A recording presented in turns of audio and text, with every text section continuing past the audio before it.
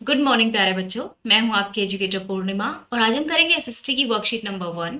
Subject में history में से फ्रेंच रिवॉल्यूशन चैप्टर है आपका। बहुत ही इंपॉर्टेंट चैप्टर है, आप कह सकते हैं हिस्ट्री का मोस्ट इंपॉर्टेंट चैप्टर है। सभी देशों ने फ्रेंच रिवॉल्यूशन से प्रेरणा ली थी क्योंकि ये एक ऐसी रिवॉल्यूशन थी, एक ऐसी क्रांति थी जो कि पहली सफल क्रांति थी। ठीक है, जिससे चेंजेस आए थे। पूरे विश्व में लोग इससे प्रेरित हुए थे कि भाई जो निरंकुश राजा है, ठीक है, जो डिस्पोट है, यानी कि जिसकी शक्ति पर कोई भी कंट्रोल नहीं है, उसके खिलाफ लोग एक तरह से जीत गए थे।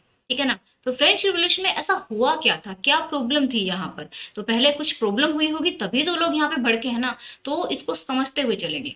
हुआ क्या था, लेट 18th सेंचुरी की अगर हम बात करें तो ऐसा था कि जो लुइस 16 थे, ठीक है, वो 1774 में, ठीक है, क्या करते हैं, राजा बनते हैं। ठीक है।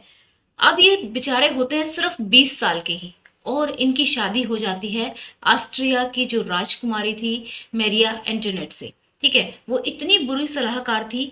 और जब ये राजगद्दी पर बैठते हैं तो जो राजकोष होता है वो बिल्कुल खाली होता है। तो अब आप कहोगे कि मैम जो राजकोष था वो क्यों खाली था? खाली इसलिए था कि इनके हिस्से में, मतलब ये कह सकते हो कि काफी कर्ज आया था। क्योंकि ट्रेजरी यानी कि राजकोष, यानी कि जो जहां से टैक्स वगैरह से पैसा आता है, मतलब जनता पे खर्च करने के लिए जो पैसा होता है, वो खजाना जो मतलब है, जो राजकोष एक तरह से राज्य का जो धन होता है वो एकदम खाली था। इसलिए क्योंकि एक तो फ्रांस ने बहुत सारे जो वॉर्स थे उसमें पार्टिसिपेट किया था। कौन से वॉर्स में पार्टिसिपेट किया था? जो 13 कॉलोनीज थी। ठीक है, अमेरिका बना नहीं था, 13 कॉलोनीज को बना के अमेरिका बना था। ठीक है ना। तो जो ये 13 कॉलोनीज जो थी ब्रिटेन के खिलाफ जो युद्ध लड़ रही थी, ठीक है, ब्रिटेन के खिलाफ जो युद्ध लड़ रही थी, तो इसमें फ्रांस जो था इनका साथ दे रहा था। और युद्ध में लड़ने में बहुत सारे पैसे लगे थे। और अराउंड 1-2 बिलियन लिवरे पहले से ही कर्ज था फ्रांस पे। तो लिवरे क्या है? ये फ्रांस की करेंसी है। ठीक है, ये ध्यान रखेंगे आप। अब बात आती है, अब दूसरी चीज, जो कर्ज और ज्यादा क्यों था? क्योंकि इतने आलीशान इनके बंगले थे, उनको मेंटेन करना, जो सोल्जर्स हैं उनकी सैलरी देना, और जो भी महल में रहने वाले हैं उसकी शान और शौकत, अपने ऐशो आराम बनाए रखना। तो इस इन सब चीजों में जो था कर्ज और बढ़ता जा रहा था। अब उनको पैसा तो चाहिए, राजकोष खाली है, तो क्या करेंगे? उनको टैक्स लगाना पड़ेगा। अब टैक्स लगाने वाले सिस्टम पे जब बात आती है टैक्स लगाने की, कि हाँ भाई हम टैक्स लगाएंगे। अब टैक्स के सिस्टम में क्या होता है कि जो फ्रांस था, अब उसकी सोसाइटी की बात करेंगे, उस टाइम पे फ्रांस की सोसाइटी की बात करेंगे। आपको समझते हुए चैप्टर को करना है, समझते हुए करोगे तो याद करने की जरूरत नहीं पड़ेगी। फ्रेंच रिवोल्यूशन आपको आसानी से आ जाएगा और बहुत इंपॉर्टेंट चैप्टर है, अच्छे से करेंगे। ठीक है ना। अब होता क्या है, subsistence crisis due to the rise of prices food grains. Subsistence crisis यानी कि क्या होता है कि जो अनाज वगैरह था ना, उसके प्राइसेस, जो ब्रेड होता है उसके प्राइसेस इतने ज्यादा हाई हो जाते हैं कि लोगों के पास पैसे नहीं रहते हैं ब्रेड खरीदने तक के भी। फिर दूसरी बात, जो फ्रांस की सोसाइटी थी वो 3 स्टेट में बटी हुई थी। कितने स्टेट में बटी हुई थी? 3 स्टेट में बटी हुई थी। फर्स्ट स्टेट में कौन लोग आते थे? द प्रिस्ट, यानी कि जो चर्च वगैरह का काम संभालते थे। ठीक है ना। जैसे आप यहाँ पे, हमारे यहाँ पे पंडित लोग वगैरह हैं, वो सब काम संभालते हैं। ठीक है ना। तो वहां की सोसाइटी जो प्रिस्ट वगैरह जो चर्च का काम संभालते थे। सेकंड स्टेट में नोबिलिटी, यानी कि जो राजा है, किंग है, उसके रिलेटिव लगा लो, और जो बहुत रिच फैमिली से हैं उनके रिलेटिव्स, किंग, राजा। राजा हालांकि किसी स्टेट से बिलोंग नहीं करते थे। ठीक है। थर्ड स्टेट में कौन लोग आते थे? थर्ड स्टेट में आप कह सकते हो कि कॉमन लोग आते थे, आम आदमी आता था। ठीक है, आम आदमी में ऐसा नहीं था कि सारे के सारे गरीब थे। आम आदमी में बिजनेसमैन भी थे, लॉयर भी थे, पीजेंट्स भी थे, और बहुत छोटे पीजेंट्स भी थे जिनके पास जमीन थी ही नहीं। अब यहाँ पे ध्यान देना, प्रॉब्लम कहाँ आ रही थी? क्योंकि मैंने कहा पैसे रहे नहीं थे, टैक्स लगाना था, तो इन दोनों को तो टैक्स देना पड़ता नहीं था। ठीक है, तो इनको टैक्स देना होता था। अब जब भी वोटिंग सिस्टम होता था, ठीक है, स्टेट जर्नल में, तो ये तो कह देते थे कि हाँ ठीक है टैक्स लगा लो, क्योंकि इनको तो देना नहीं है। प्रॉब्लम आती थी इनको, पहले ही उनके पास पैसे नहीं है अनाज खरीदने के लिए तक के, और आप उनके ऊपर टैक्स और लगा रहे हो। ठीक है ना। और वोट ना पूरे क्या होता था, वोटिंग जो होती थी ऐसे नहीं होता था कि 300 आदमी यहाँ से पार्टिसिपेट कर रहे हैं, 300 यहाँ से कर रहे हैं और 600 अगर यहाँ से इस वाले स्टेट से कर रहे हैं, तो भाई आदमियों की वोटिंग नहीं होती थी, पूरे एक स्टेट की होती थी। एक इस वोटिंग इसकी होगी पूरे 300 की, एक वोटिंग इसकी होगी और एक वोटिंग इसकी होगी। तो ये दोनों हमेशा इस तरीके से जीत जाते थे, दोनों यस कर देते थे क्योंकि हमें तो टैक्स देना नहीं है।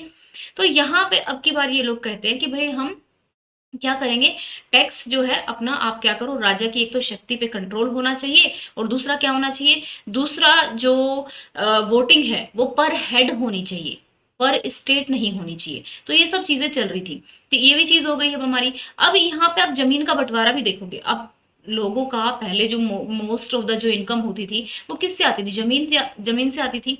अब यहाँ पे जो डायग्राम में बना रही हूँ ना, इसको ध्यान से देखना। इसमें क्या होता था, जो 90% पॉपुलेशन थी ना, जैसे ये मेरी हो गई, ये आ गई हमारी फर्स्ट स्टेट और सेकंड स्टेट की पॉपुलेशन यहाँ पे हो गई, ठीक है। यहाँ पे हो गए बेचारे पीजेंट्स, जो पीजेंट्स मतलब किसान जो थे, ठीक है। अब यहाँ पे क्या है, अब ये 60% जमीन, ये जमीन है हमारी, ये तो ये जो लैंड है एक तरह से, ये इस पे तो 60% जमीन पे राज तो था फर्स्ट स्टेट और सेकंड स्टेट का, लेकिन टैक्स नहीं देते थे। इनको जन्म से ही विशेषाधिकार प्राप्त थे कि भाई फर्स्ट स्टेट और सेकंड स्टेट क्या है, टैक्स नहीं देगा। अब इनके पास जो 40% जमीन थी उसमें से भी ये लोग क्या करते थे, 90% लोगों के पास क्या थी, 40% जमीन थी और फिर भी टैक्स इन्हीं को देना पड़ता था। तो ये बहुत सारी प्रॉब्लम्स वहां पर चल रही थी, जिसके चलते फ्रेंच रेवोल्यूशन स्टार्ट हुआ था, ठीक है। इसको और भी अच्छे से हम समझेंगे आगे आने वाले चैप्टर में। तो यहाँ पे मैंने क्या क्या बताया है, एक मैं फिर बता देती हूँ फटाफट, कि लुई 16 जो है जब गद्दी पर बैठते हैं, तो एक तो उनकी जो रानी होती है वो महाबेवकूफ़ होती है, बहुत ही बुरी सलाहकार होती है, ठीक है। दूसरा वो खुद ही बहुत छोटे होते हैं, खेलने के दिन होते हैं उनके, यानी कि 20 साल के होते हैं। बेचारे के पास राजकोष खाली होता है कि कुछ कर सकें, तो पैसे नहीं है कुछ इम्प्लीमेंट करने के लिए। अब पैसे चाहिए किस लिए, जो महल है उसकी शान शौकत बनाए रखने के लिए। अब क्वेश्चन ये पूछा जाएगा आपसे, राजकोष खाली क्यों था, एक तो इसलिए कि वहां पर जो जो पूरा राजमहल है उसको मेंटेन करने के लिए, और दूसरा पहले से ही कर्ज था क्योंकि फ्रांस ने बहुत सारे युद्धों में पार्टिसिपेट किया था, ठीक है। अब सोशल कंडीशन का मतलब होता है कि वहां के समाज की कंडीशन कैसी है, समाज में लोग कैसे रह रहे हैं। इकोनॉमिक कंडीशन का मतलब है उनका उनका उनके पास कितना पैसा है, कैसे लोग रह रहे हैं, अमीर हैं, गरीबी में रह रहे हैं, किस तरीके से टैक्स सिस्टम लागू हुआ है, तो ये सब चीजें।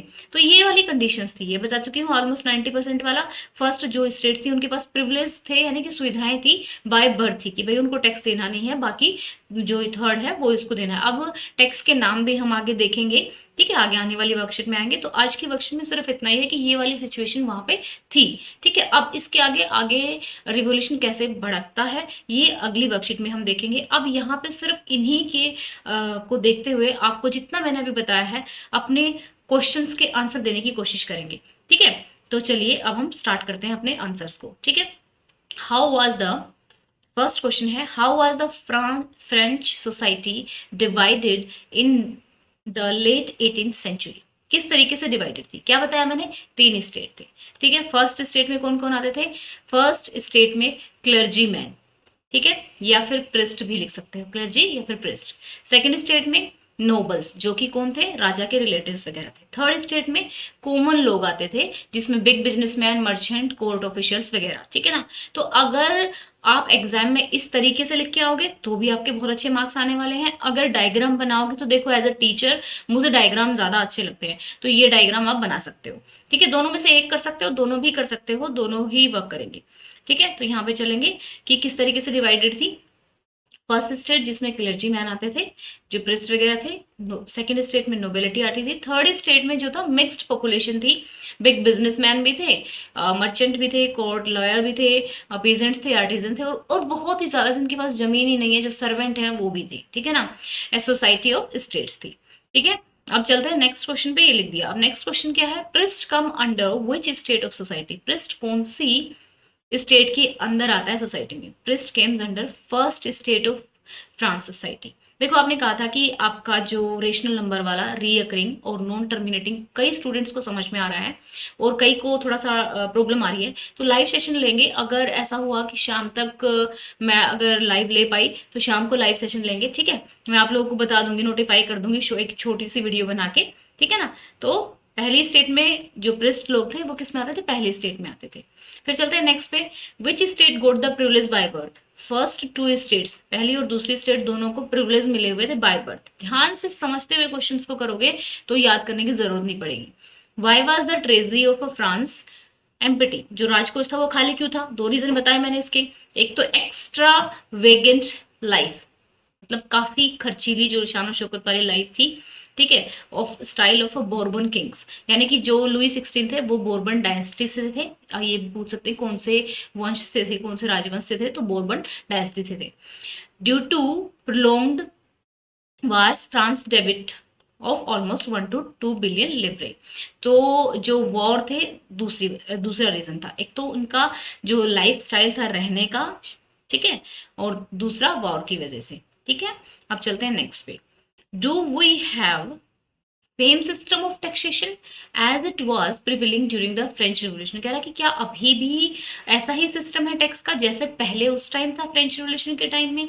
आपको एक्सप्लेन करना है अपने आंसर के साथ। तो बच्चा क्या है, अब हमारे यहाँ पे मतलब अपने यहाँ पे अभी, या फिर अगर बात करें फ्रांस की भी, तो वहां पर भी डेमोक्रेसी एक तरीके से, we don't have same system of taxation, same नहीं है as it was in France during French revolution. तो अगर आप देखेंगे यहाँ पे मैंने क्या किया है, सिर्फ एक वर्ड इंक्लूड किया है, अगर आपको बड़ा आंसर लगे तो, क्योंकि एक वर्ड इंक्लूड किया, बाकी सारा का सारा मैंने क्या किया है, बाकी सारा मैंने आंसर से ही उठाया है। No, we don't have the same system of taxation as it was prevailing during French revolution, ठीक है। फिर उसके बाद एक्सप्लेन की, उसने पूछा था कि एक्सप्लेन करना है अपने अपने इस कॉन्सेप्ट को।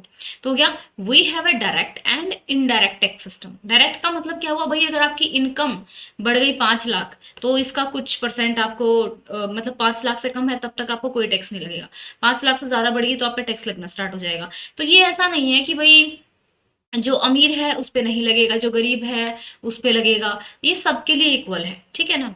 तो जिसके जो रूल्स हैं हर सिटीजन के लिए इक्वल है। For example, if any person income increase up to certain level, एक क्योंकि हर कंट्री का जो स्लैब रहेगा वो अलग अलग रहेगा और हर कंट्री की करेंसी भी अलग है। तो एक सर्टेन लेवल पे जब इनकम इंक्रीज होगी, they have to pay taxes irrespective of the class and the caste they belong to, ठीक है ना। तो ये थे हमारे आज के क्वेश्चन। आई होप सो आपको ये जो है वीडियो समझ में आया होगा, फ्रेंच रिवोल्यूशन समझ में आई होगी। समझते हुए करेंगे तो आपको कोई दिक्कत आने वाली है ही नहीं, ठीक है। तो अगर आपको वीडियो अच्छी लगी है तो वीडियो को लाइक ज़रूर कीजिएगा, ठीक है। अपने फ्रेंड्स के साथ शेयर ज़रूर कीजिएगा ताकि वो भी जो चीज़ें हैं समझते हुए चलें। अब यही वाली वर्कशीट जो है पहले भी हम कर चुके हैं, चाहे तो आप उसमें से कर सकते हैं, बट अभी नए वाले में कुछ कुछ बहुत सारी चीज़ों में इम्प्रूवमेंट है कि जो वर्कशीट है उसके भी मैं माइक्रो नोट्स देती हूँ, माइक्रो नोट्स की तरह समझाती हूँ, ठीक है। क्वेश्चन जो है अच्छी तरीके से बहुत एक फॉर्मेटेड वे में लिखे हुए हैं। अब आप लोग क्या करोगे, जब आप अपनी कॉपी में आंसर्स लिख रहे होगे, तो देखो मैंने यहाँ पे एक्स्ट्रा वेगेंट को सर्कल किया है, बोर्बन को सर्कल किया है, वॉर को सर्कल किया है। तो आप लोग अभी से आदत डाल लेंगे कि जो इंपॉर्टेंट की वर्ड्स हैं उनको आप अंडरलाइन करेंगे, ठीक है।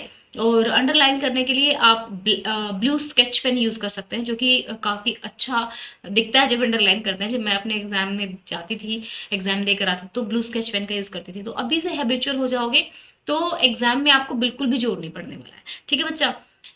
वीडियो अच्छी लगी है तो लाइक करना, और अगर अभी तक चैनल को सब्सक्राइब नहीं किया है तो चैनल को सब्सक्राइब कर लेना, सो दैट कि आपको सारे जो नोटिफिकेशन है टाइम पे मिल सके। हमने लाइव क्विज करना है क्लासेस फ्रेंच रिवोल्यूशन का, एक पूरा जब ये चैप्टर हो जाएगा उसके बाद हम एक पूरा इसको कंसोलिडेट करके पूरा इसको समझेंगे एक समरी के फॉर्म में, ताकि आप लोगों को याद करने में दिक्कत ना हो। Okay, thank you, have a nice day, may God bless you.